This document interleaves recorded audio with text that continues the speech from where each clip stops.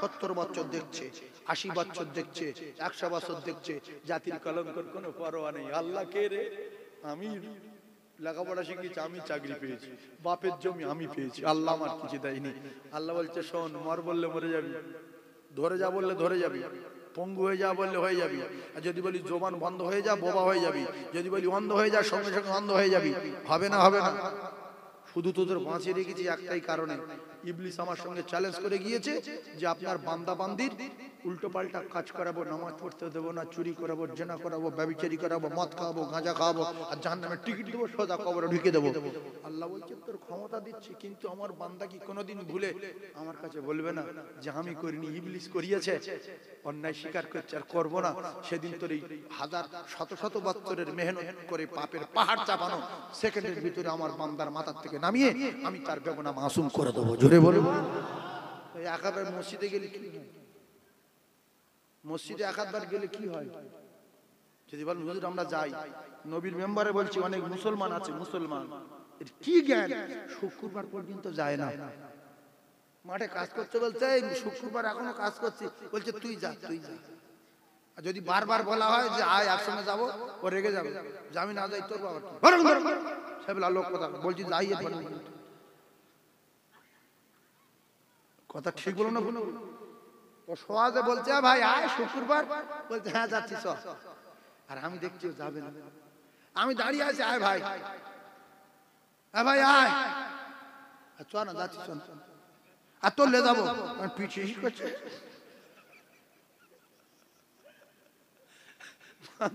মানুষের ভালো কথা বললে পিঠ শিশি করছে, পিঠ আমার শিশি করে না, পিঠ ও শিশি করছে, তাই ও যাবে না। এক ওয়াক্ত নামাজ কাজা করলে 2,88,00,000 বছর জাহান্নামে থাকতে হবে। বাপের বেটা পিঠ কাশ শিশি করছে দেখে নেন, আমি তো যাচ্ছি পিঠ বাঁচাতে, তো শিশি করছে বলে তোর মার হয় না বলে তুই বলছিস, সেজন্য শুক্রবার যায় না, এরকম লোক আসে না, নাই আসে না? হ্যাঁ, ওইগুলোকে চিনে নেন যে শুক্রবারকে যায় না। সপ্তাহে এক জায়গা হবো, সেদিন পাওয়া যাবে, এক জায়গা হবে না, হবে না। আর শুধু একদিন না গো, 50,000 বছর ধরে বিচার হবে, সূক্ষ্ম বিচার। কতদিন হবে? দুনিয়া না, 9টায় ডেকেছে, 10:30 বেজে গেছে, এখন লোক আসেনি, 11টা বেজে গেছে, এখন বিচার শুরু হয়নি, বেলা 2টো বেজে গেছে, আমি আর থাকবো না, আমার বেঁধে রাখলে থাকবো না। কিয়ামতের মাঠে না, আল্লাহ 2000 বছর হয়ে গেছে, বিচার শুরু হয় না কেন? কতক্ষণ এরকম দাঁড়িয়ে থাকবে? আল্লাহ বলে কোথায় যাবে, যা তো বেঁধে রাখি, ছেড়ে দিতে যা, দৌড় মার, যেখান দিয়ে দৌড় মেরে দেখবে সেখানে আমার আল্লাহর বিচার। সেদিন আল্লাহ ছাড়া আর কেউ বিচার করতে পারবে না, কারণ ক্ষমতা দেওয়া হবে না, আল্লাহ আল্লাহ। তবে একটা দৌড় মারবে, একটা শেষ বেশ একটা দৌড় মারবে, কিছু ওই গ্রুপ তৈরি করবে, যে এতদিন হয়ে গেল, 40,000 বছর হয়ে গেল, 45,000 বছর হয়ে গেল, মাথার ঘাম বেরিয়ে বেরিয়ে সাগর হয়ে গেছে, নাক দিয়ে শুধু মগজ গলে আসছে, মগজ, মাথার 3 ইঞ্চি উপরে সূর্য, জমিন পুড়ে তামা, মাথার ঘি থাকবে, কিন্তু মৃত্যু হবে না, মৃত্যু হবে না। তখন বলছে জীব তোমার বেরিয়ে পাত তলায় চলে গেছে রে, কেউ বলছে আমার তো দেখা ধুলে গেছে, মাটি পড়ে আছে, একা কি করবি? তো বলছে এক কাজ কর, নবীদের খুঁজি আয়, কেউ চিনতে পারছে না। ছেলে বাপ বেটার কাছে গিয়ে বলছে কচি আমি তোর বাপ,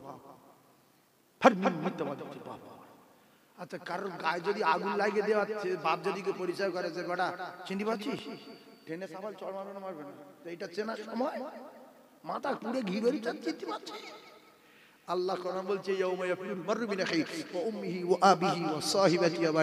বাপ যখন ছেলের কাছে গিয়ে বলবে বেটা কাঁটা দিয়ে বাড়ি, হাই মাত্রা চিনিস, সামনে সদালে মন, পাশে কালীতলা, সামনে চন্দ্রেশ্বর, ওর আগে ছবি কি বলছে তুমি? যখন না তোর 3 বিঘে জমি দিয়েছিল, 2টো দোকান, বলে মৃত্যুক দুনিয়া আমার কেউ ছিল না, চলে যা। এই জন্য আল্লাহর কসম, কোরআন যদি সত্য বিশ্বাস করেন, নিজের জন্য কিছু করে যান, নিজের জন্য কিছু করে যান। যদি বলে কোরআন মানি না, সেটা আপনার ব্যক্তিগত ব্যাপার, আপনি তো নিজেই কাফের হয়ে গেলেন, দুনিয়ার কাফের, কবরে কাফের, হাসরে কাফের, মিজানে কাফের, জাহান্নামে কাফের। যদি বলেন কোরআন মানি, কোরআন সত্য, নিজের জন্য কিছু করে যান। যদি বলেন মানি না, তাহলে আপনার কিছু করার দরকার নেই, আপনার শাস্তি এখান থেকে। কিরকম কি করবেন? আচ্ছা, আপনার ছেলে আপনার জানাজা পড়াবে, আপনার ছেলে আপনার ইমামতি করবে, আপনার ছেলে আপনার জন্য দোয়া করবে, আপনি মরে গেলে একদিকে জমি আপনার নামে মাদ্রাসায় দেবে, দিলে সাদকায়ে জারিয়া হবে, কবরে ডেলি নেকি যাবে। দুনিয়ায় বেঁচে থাকতে চাই একটা পরীক্ষা করে লাদিন দেখি যে ছেলে আমার হবে কিনা। কি পরীক্ষা? আপনার দোকান আছে দুটো সন্ধ্যালিয়ার মোড়ে, ছেলে একটা, ওর বলে যে এই বড় দোকানটা আমি নিয়ে চলে যাচ্ছি কবরে, আর তোর ছোটটা দিয়ে যাচ্ছি, আর এই 5 বিঘা জমি আছে তুই লে। বলে খবর মানে কি? কি বলছে এই বড় দোকানটা অ্যারেন্ডা মাদ্রাসায় লিখে দেবো, মাদ্রাসার মোস্তাদরা বেতন টিতন নেবে, আর যা হবে বাচ্চারা খাওয়া দাওয়া করবে। আপনার বোঝাবে, যদি বুঝিয়ে না হয় ও থানায় কেস করবে আপনার নামে, স্যার আমার বাপ পাগলা হয়ে গেছে, ওই 1 সপ্তাহ মতো উল্টো পাল্টা করছে, জেলে দেন, তাতে 50,000 টাকা সাইড দিয়ে দেবে, জানে 2 লাখ বাপের জন্য দেবো, তো 20 লাখ টাকার দোকানটা আমার থাকবে। আপনার নামে কেস করবে থানায়। সে ছেলে আর নাই। এখন ওর বাচ্চা ছাড়া ভালো ছিল, মসজিদে জমি দিয়ে গেছে, তখন গেল কত লেখাপড়া বুঝতো না, যেখানে যেখানে লেখাপড়া হতো না, লিখতে গেলে বহুত কলকাতায় যেতে হবে, বহুত দূরে যেতে হবে। তাই অনেক মানুষ আল্লাহওয়ালা মানুষ মৌখিকভাবে মসজিদে জমি দিয়ে গেছে, মৌখিকভাবে মাদ্রাসায় জমি দিয়ে গেছে, যেটা আমি তো দিয়ে দিয়েছি, লেখাপড়া লাগবে না বাবা, চিন্তা নেই। সেই সমস্ত 100 বছরের জমিগুলো ছেলেদের এত জ্ঞান বেড়ে গেছে, এত ব্রেন বুদ্ধি বেড়ে গেছে, এরা বলছে দেখ মসজিদের জমি কার নামে, বলছে এখনো তো তোর বাপের নামে রে, বলছে দে কেস করে দে, আল্লাহর সঙ্গে মামলা জুড়ে দিয়েছে। এরকম ছেলে আছে না? হ্যাঁ, সেজন্য নিজে বাঁচেন, নিজে বাঁচেন, আল্লাহর কসম কোন ছেলে মেয়ে আপনার পরিচয় দেবে না, দেবে না। টিম তৈরি করলো, টিম তৈরি করলো, টিম তৈরি করলো, টিম যাচ্ছে আদম নবীর কাছে, ও আল্লাহর পয়গম্বর নবী আদম আলাইহিস সালাতু ওয়াস সালাম, আপনি নবীদের প্রথম নবী, আপনি একটু আল্লাহর কাছে বলেন, আমাদের জিহ্বা বাড়িয়ে গেছে, আমাদের জিহ্বা মাটিতে লটালুটি করছে, আমাদের জিহ্বা কোমর পর্যন্ত এসে গেছে, মাথার ঘিগুলো ফুটছে। আদম নবী বলবে চলে যাও, কোনো কথা হবে না, চলে যাও, অসুবিধা আছে বেরিয়ে পড়ো। ওই অবস্থায় শুধু বলবে কি করব, কোথায় যাব রে? সুলাইমান নবীর কাছে যাবে, বলবে চলে যাও। দাউদ নবীর কাছে গেলে বলবে চলে যাও। কোন নবী ঠাঁই দেবে না।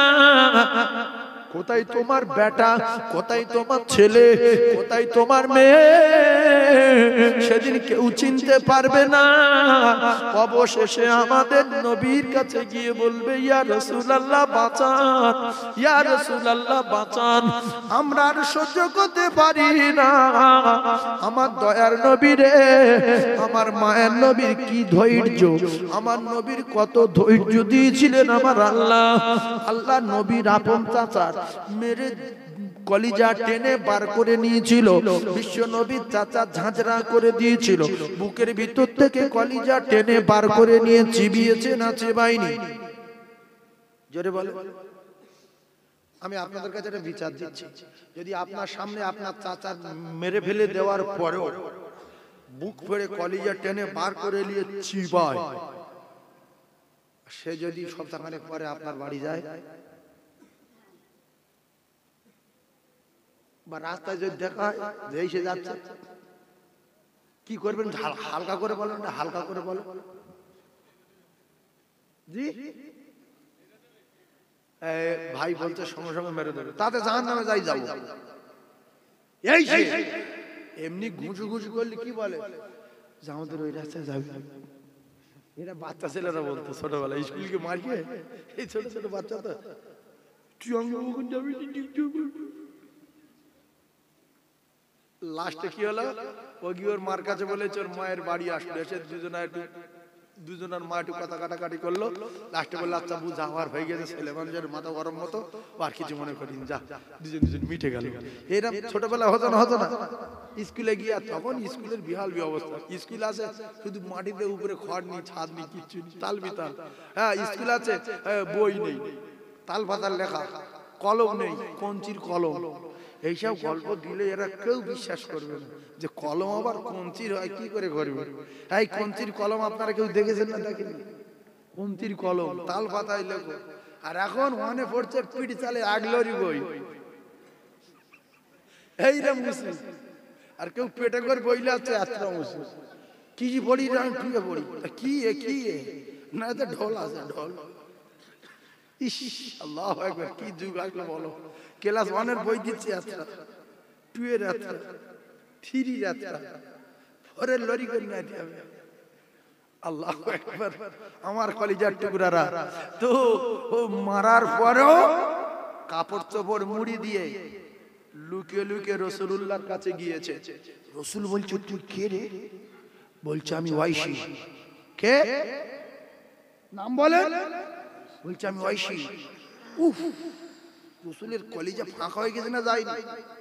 রাসূলুল্লাহ চাচা হামজা বলতেন, মুহাম্মদ কোন যুদ্ধে তুই ভয় পাবি না, আমার নাম হামজা, আমি তোর আপন চাচা, তোর আব্বা নাই, তোর দাদুও নাই, তোর জনম দুঃখী মাও নাই দুনিয়ায়, আমি তোর চাচা বেঁচে আছি, আমার ধরে জান থাকতে আমি তোর শরীরে একটা কুটির আঁচড় দিতে দেব না।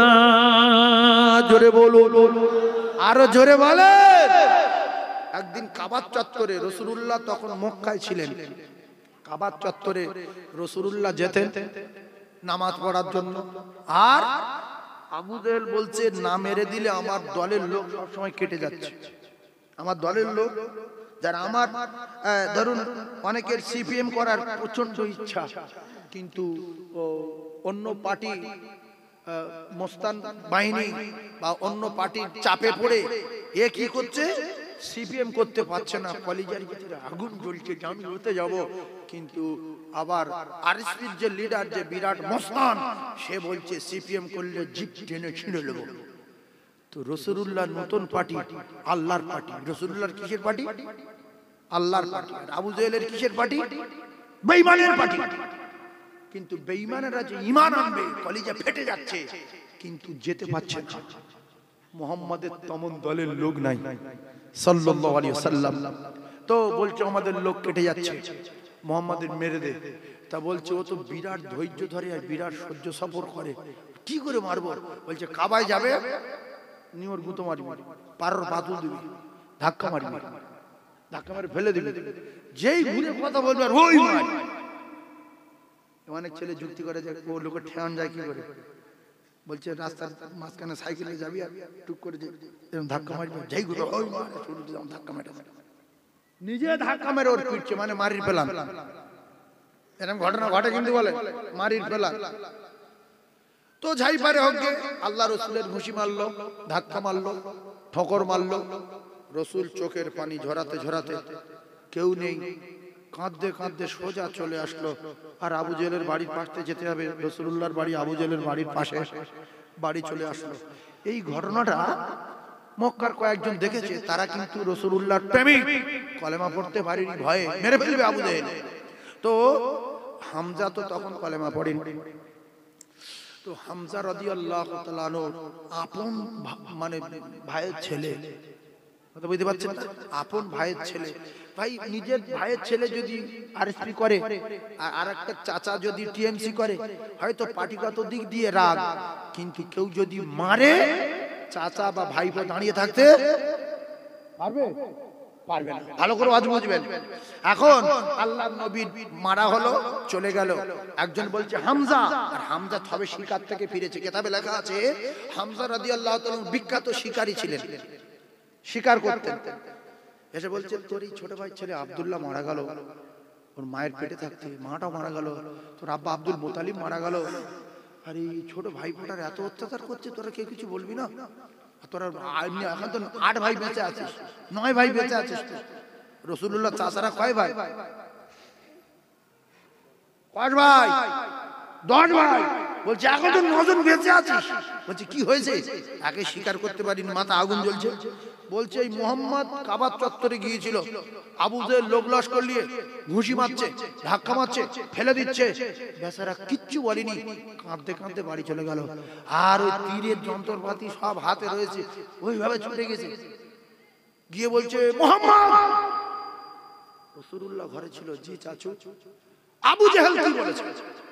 বলছে চাচু, আবু জেহেল কিছু বলেনি, লোক লস্কর গিয়ে আমার মারছিল, ধাক্কা মেরেছে, কাবার চত্বরে দাঁড়াতে দিচ্ছে না, ঘুষি মারছে, নেওয়ার ঘুষি মারছে।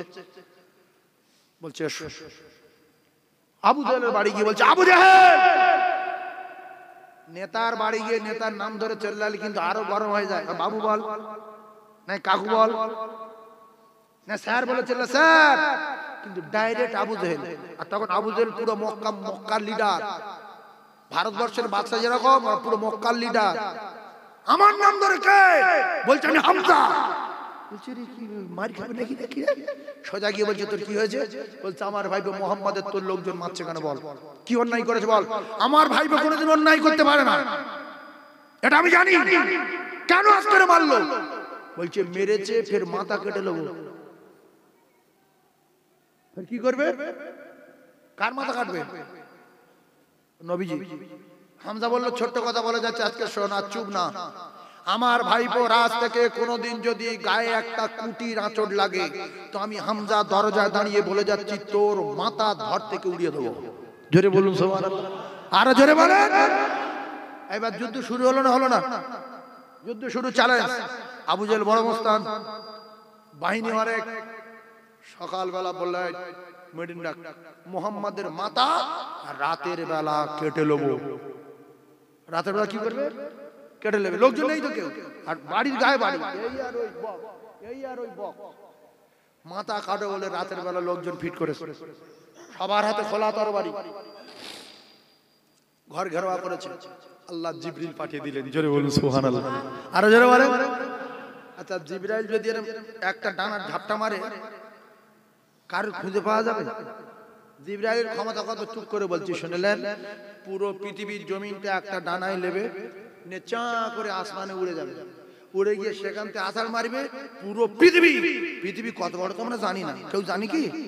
পুরো পৃথিবী ওখান থেকে উড়ে গিয়ে আছাড় মারবে, পৃথিবী ধুলো হয়ে তুলোর মতো উড়বে।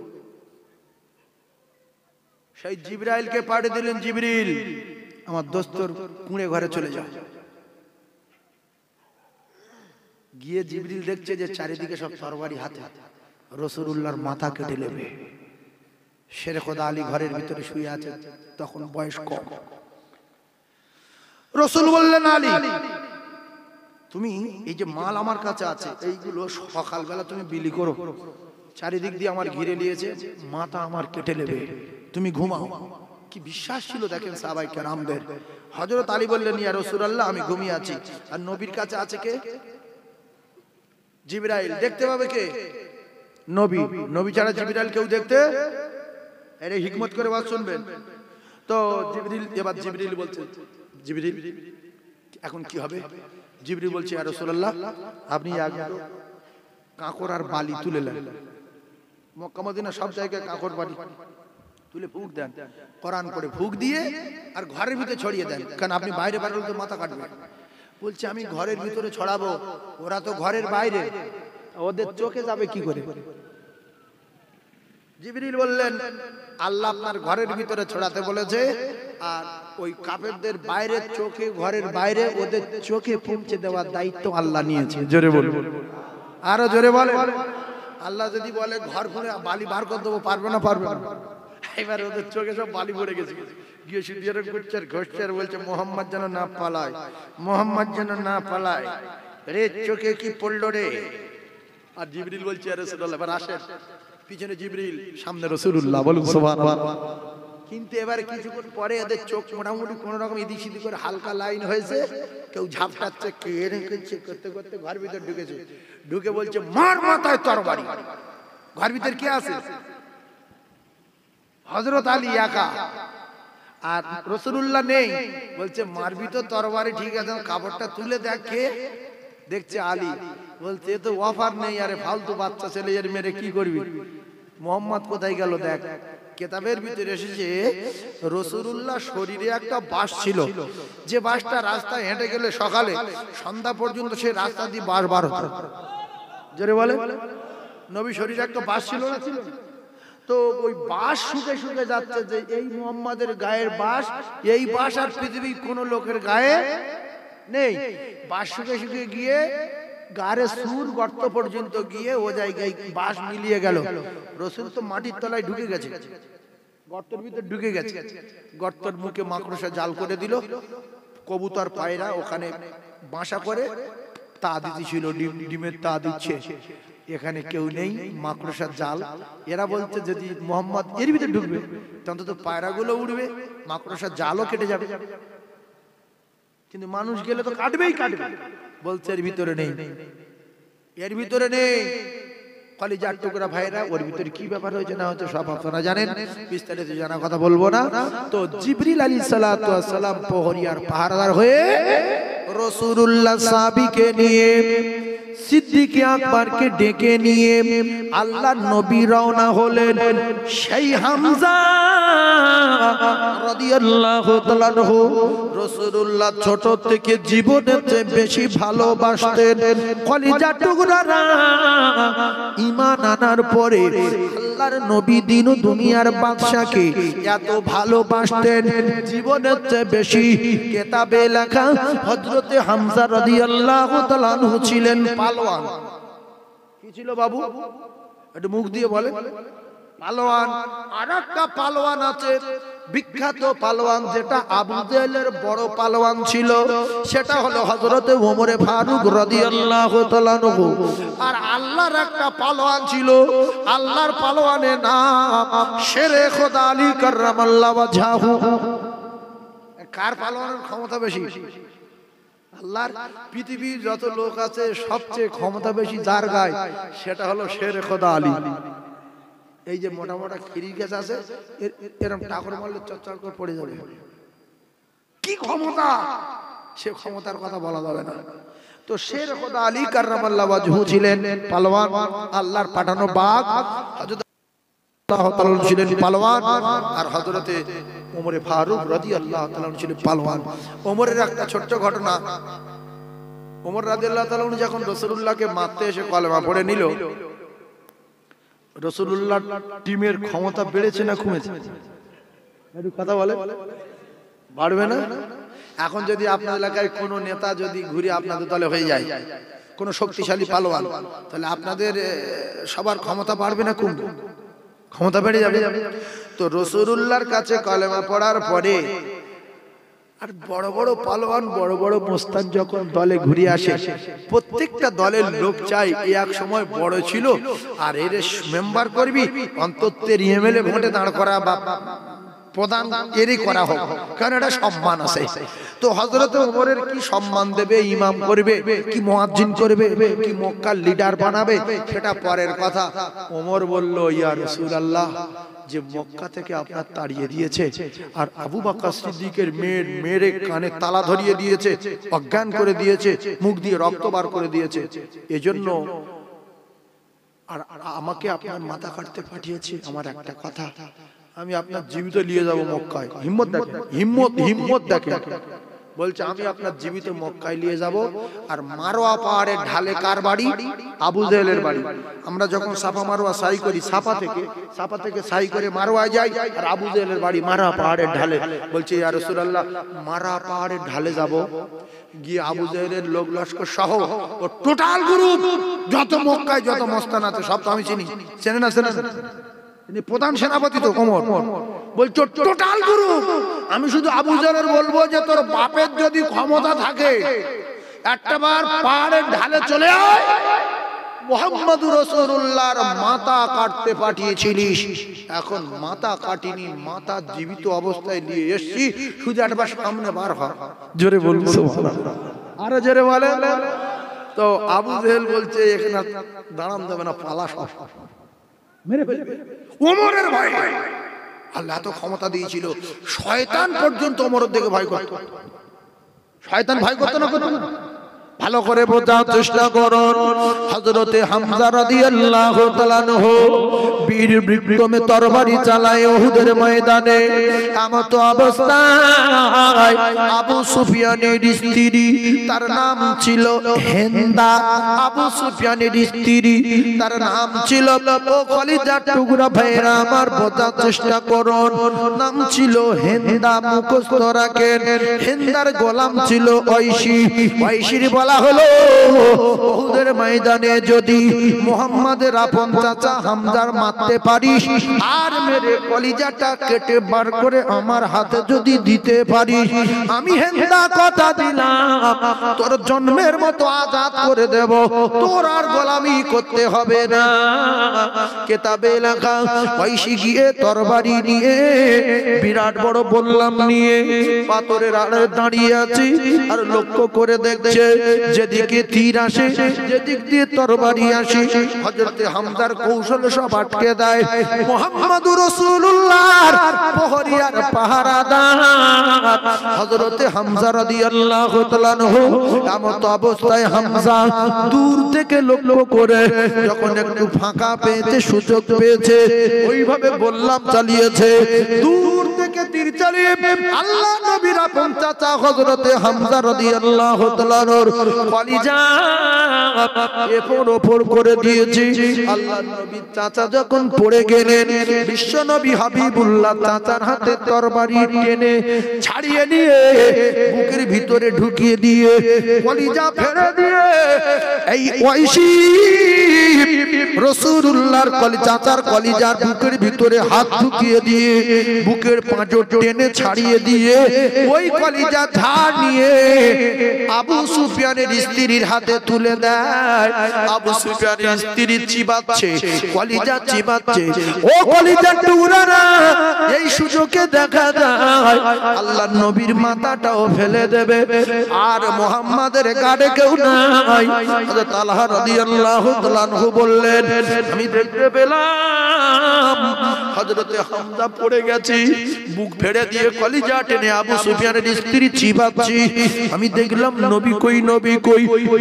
দেখতে পেলাম বিশ্ব নবীর মাথা ফাটিয়ে দিয়েছে আল্লাহর নবীর চাচা পড়ে গেছে এক কাফের তরবারি নিয়ে দৌড়ে আসি রাসূলুল্লাহর মাথায় মারবে হযরতে তালহা কি করলেন দৌড়ে গিয়ে রাসূলুল্লাহর সঙ্গে সঙ্গে গাঁট করে নিলেন রাসূলুল্লাহর মাথায় মারা তরবারি হযরতে তালহার ডান হাতে লাগলো ডান হাত কেটে ঝুড়ে গেল আল্লাহর রাসূলকে বললেন ইয়া রাসূলুল্লাহ চিন্তা করবেন না আমি তালহা বেঁচে আছি আপনার আর কোনো চিন্তা নাই আমি তালহা আপনার ঢাল হয়ে গেলাম আমার ঘরে যতক্ষণ জান আছে আমি আপনার শরীরে একটা কুটির আঁচড় লাগতে দেব না জোরে বলো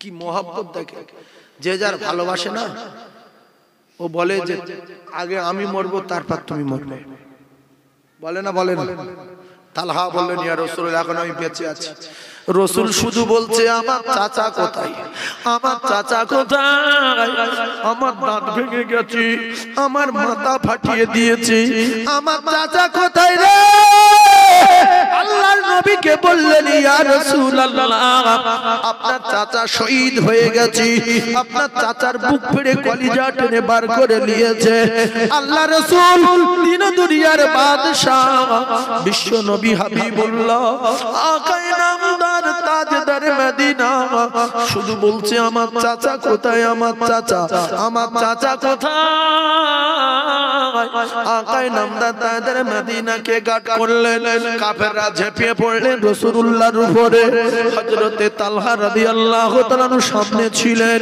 হযরতে তালহার বুকে তীর মারলো মুখে মারলো মাথায় মারলো তরবারির আঘাতে ঝাঁঝরা করে দিল পায়ে মারলো পেটে মারলো হযরত তালহা বলেন ইয়া রাসূলুল্লাহ আমি বেঁচে আছি আপনার শরীরে একটা আঘাত লাগতে দেব না অবশেষে দেখা গেল হযরত তালহা বললেন ইয়া রাসূলুল্লাহ আমি আর দাঁড়াতে পাচ্ছি না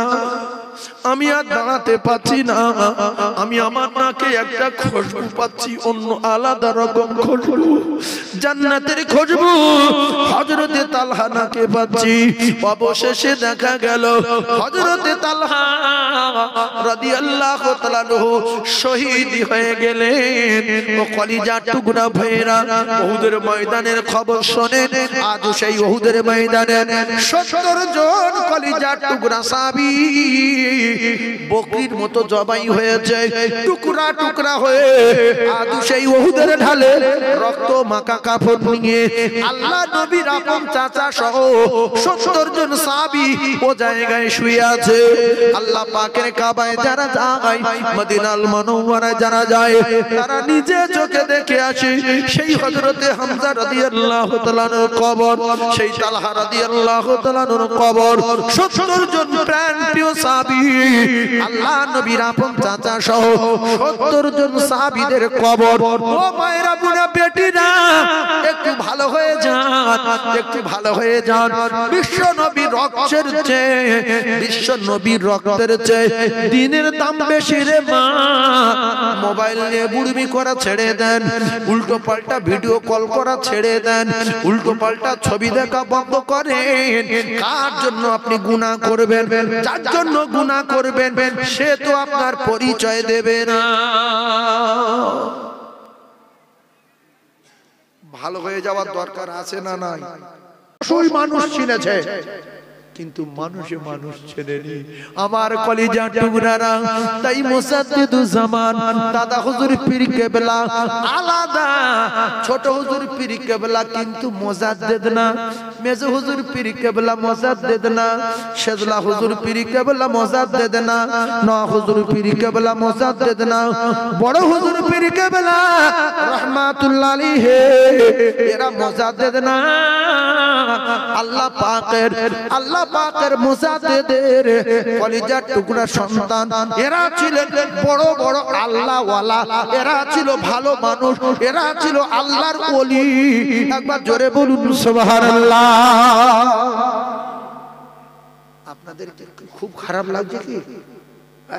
এই জন্য আমরা আল্লাহর ওলিদের ভালোবাসি।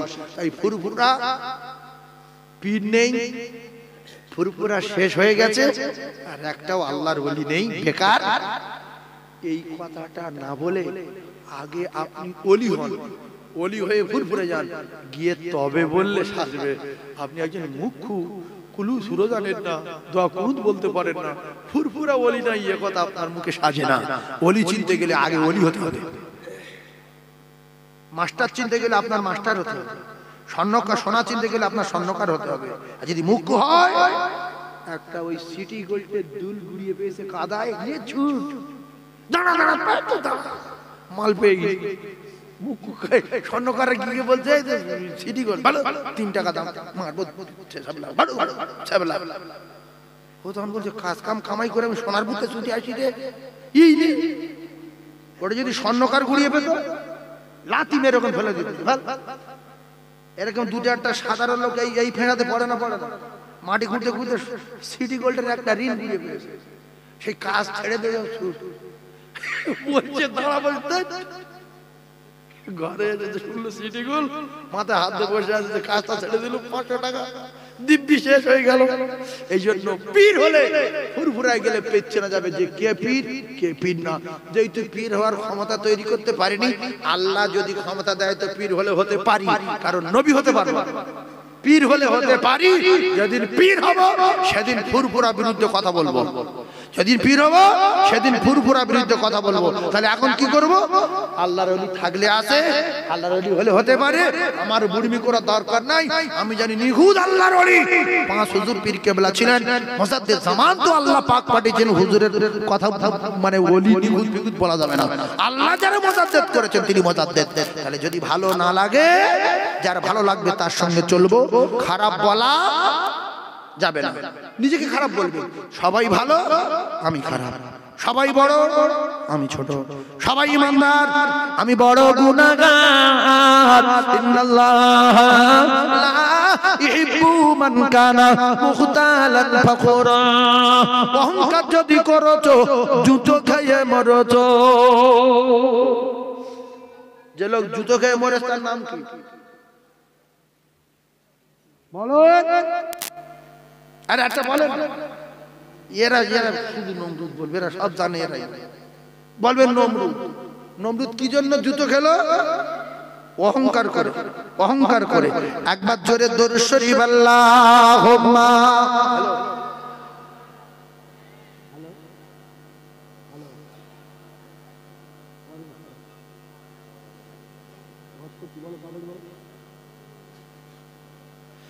আরো জোরে জোরে লা ইলাহা ইল্লাল্লাহ, জোরে লা ইলাহা,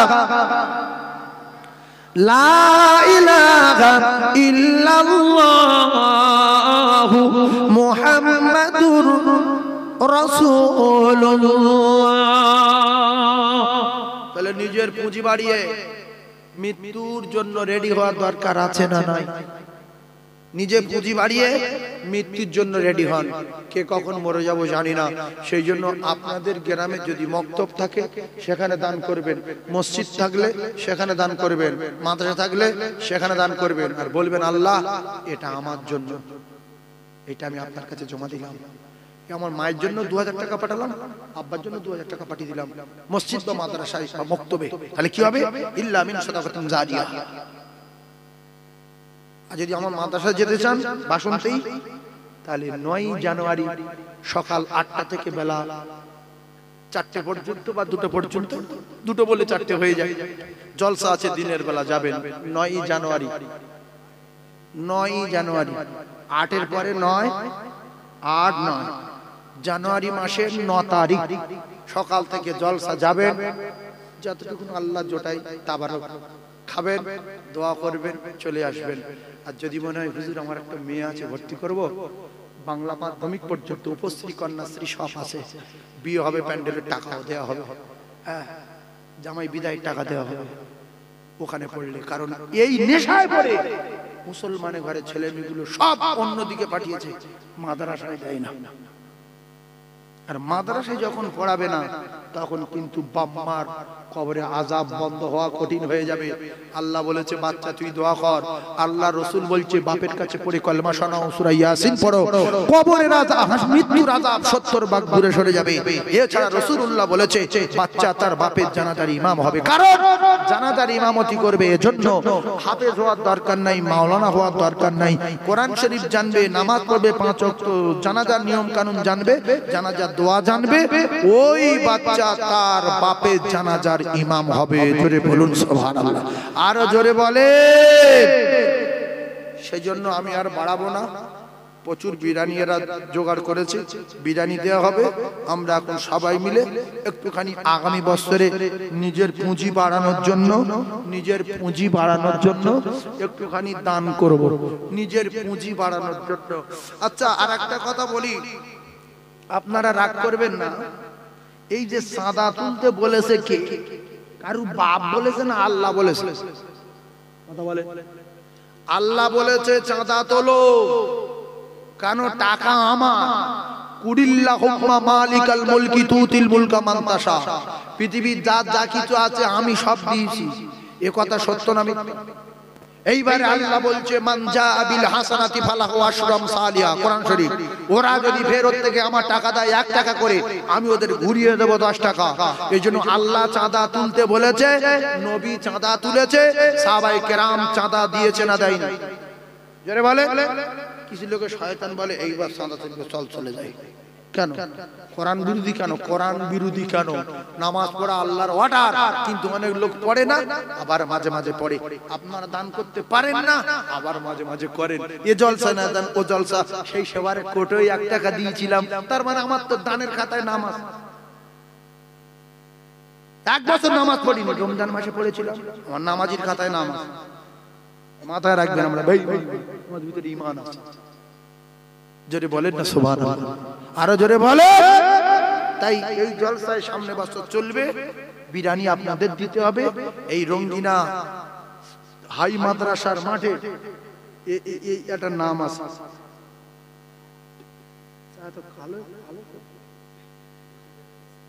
এইগুলো আমাদের একদম সহ্য হয়, চা আল কাদার মতো শোনেন।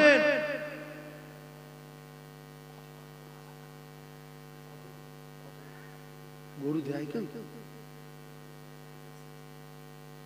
এই বারগা বারগা বারগার নাম এই নবীর মেম্বারে বসে বলছে বারগার লোক ক্যাসেট করতেছে বুঝলেন, 8টা গরু কিনলো, 8টা, 8 জন লোক এসেছে। হুজুর আমার একটা গরু, বলছে যে দান করলে আমরা জীবনে ঠকি, যেখান থেকে টাকা জোগাড় হয়ে যায় আল্লাহ পাক আগের থেকে অনেক ধনী করে দিয়েছে।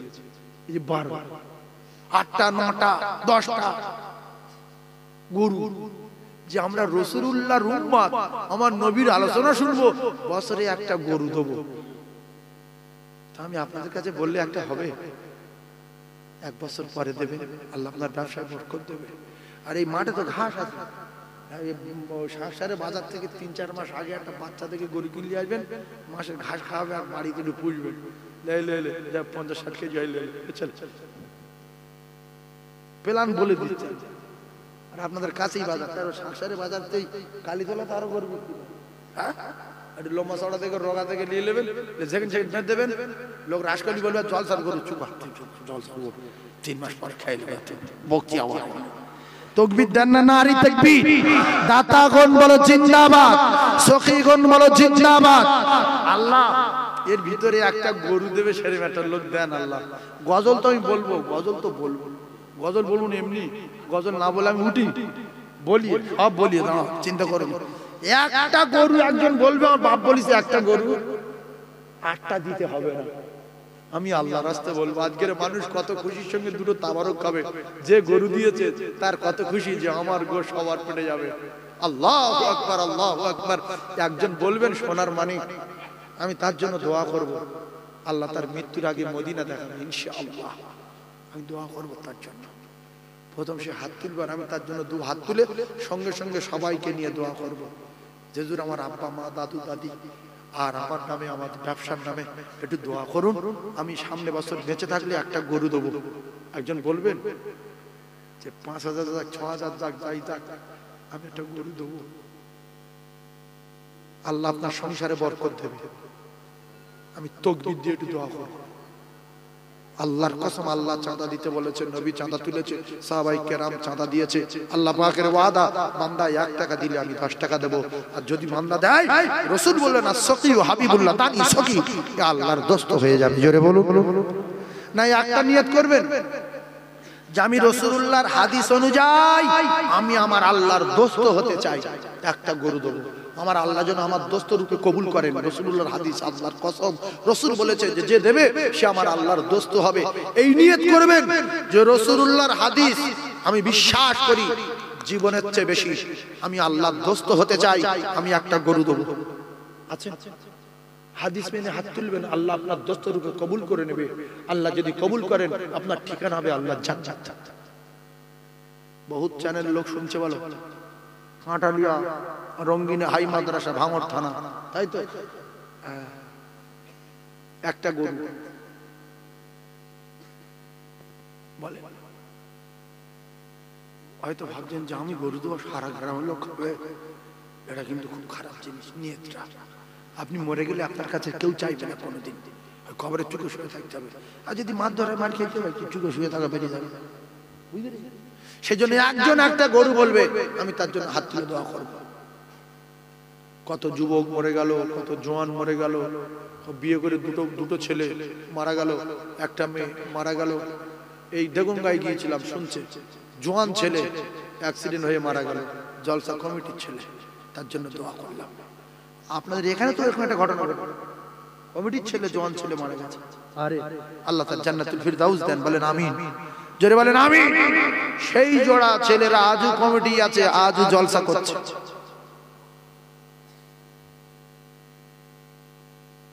আছে বাবু, একটা গরু বলবে, আল্লাহ আপনার ব্যবসায় বরকত দেবে, জল করে বরকত দেবে, রুজিতে বরকত দেবে, হায়াতে বরকত দেবে। একটা গরু, এ তো 50,000 টাকা দাম না, যে খুব টেনশনে পড়ে গেছি। একজন বলবে এবারে 2টো গরু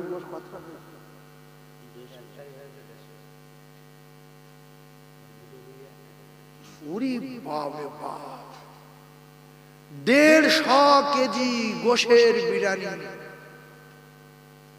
এইবার লোক ঠেকান যাবে না, সাউট 150 কেজি গোশের বিরিয়ানি। তাকবীর, নারী তাকবীর। আল্লাহ একজনকে আপনি কবুল করে নেন, বলেন আমিন। জোরে বলেন আল্লাহুম্মা আমিন। তাকবীর দেন, আল্লাহ কবুল করবে ইনশাআল্লাহ। নারে তাকবীর, নারে তাকবীর।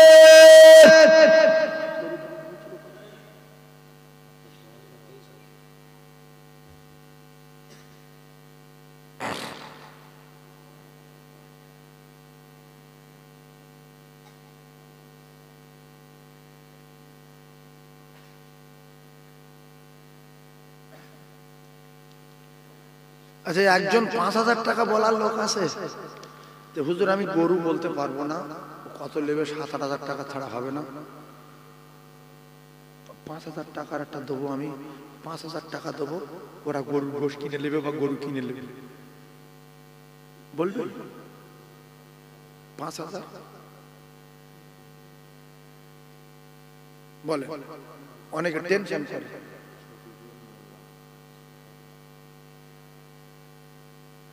দাতায় দান করে বকিলের কবল আগুন লাগে, দাতায় দান করে বকিলের লুঙ্গি ছেড়ে। ওগো আমার আল্লাহ, আপনার এক পাগল শফিকুল বলছে আমি 7,000 টাকা দেব। একটু জোরে তাকবীর দেন, নারে তাকবীর। আরো জোরে বলেন নারে তাকবীর। আল্লাহ যে নিয়তে দান করেছে নিয়ত পুরা করুন। আল্লাহ তার হায়াতে বরকত দিন। মৃত্যুর আগে আগে আপনার বাড়ি কাবা, বিশ্ব নবীর রওজা যাবার মতো তৌফিক দিন। জোরে বলুন আল্লাহুম্মা আমিন। লক্ষ লক্ষ প্রমাণ। হুজুর আপনার রাস শুনে নামাজ পড়েছি, আপনার রাস শুনে হজে গিয়েছি, আপনার রাস শুনে কোরআন পড়েছি, আপনার রাস শুনে মদ খাওয়া ছেড়েছি। নবীর মিম্বার বলছে আল্লাহ শুনছে। আমার দোয়া কবুল হয় না গো। অনেক লোক বসে থাকে তো, আর লোক সংখ্যা যত বেশি হয় দোয়া কবুল হওয়ার সম্ভাবনা তত বেশি হয়। আর আমি যখন মুসাফির হয়ে যাই তখন আমার দোয়া কবুল হওয়ার সম্ভাবনা 100। মুসাফিরের দোয়া কবুল হবে। 5,000 টাকা একজন বলবেন, গরু এই টাকা দিয়ে কিনে নেওয়া হবে। 5,000 টাকা একজন বলবেন, বেশি বলবো না, 5,000 টাকা একজন। জনম দুঃখী মায়ের জন্য, জনমদাতা পিতার জন্য, দাদু যান কবরে, দাদি যান কবরে। ও জননী মায়েরা, ও সোনা চাঁদ বোনেরা, বেটিরা, এই টাকা কবরে যাবে না, এই জমি কবরে যাবে না, এই ব্যবসা কবরে যাবে না। আজ না হয় কাল মৃত্যু হবেই হবে, গ্যারান্টি। কেউ বাঁচেনি আর কেউ বাঁচাতে পারবে না। বলবেন হুজুর আমি 5,000 দেবো। একজন বলে মোমেন আছে 100 মোমেন না থাকলে দুনিয়া থাকবে না। তবে সবাই দান করতে পারে না, সবাই নামাজ পড়তে পারে না, সবাই আল্লাহর রাসূলের প্রেমিক কঠিন ভাবে হতে পারে না। ভালো মানুষ না থাকলে দুনিয়া থাকবে না।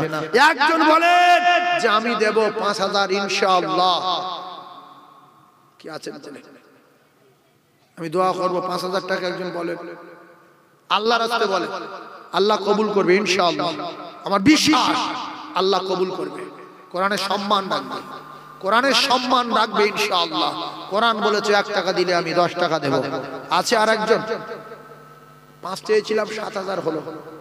আপনাদের ভিতর থেকে একজন 5,000 টাকা বলবেন, বাপ সামনে বছরে দেবেন।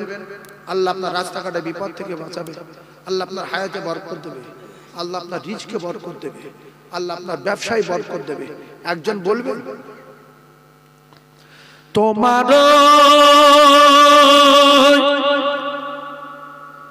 পাহাড়ি আশায় মন ছুটে যায় মদিনা, এই আশিকের দিদার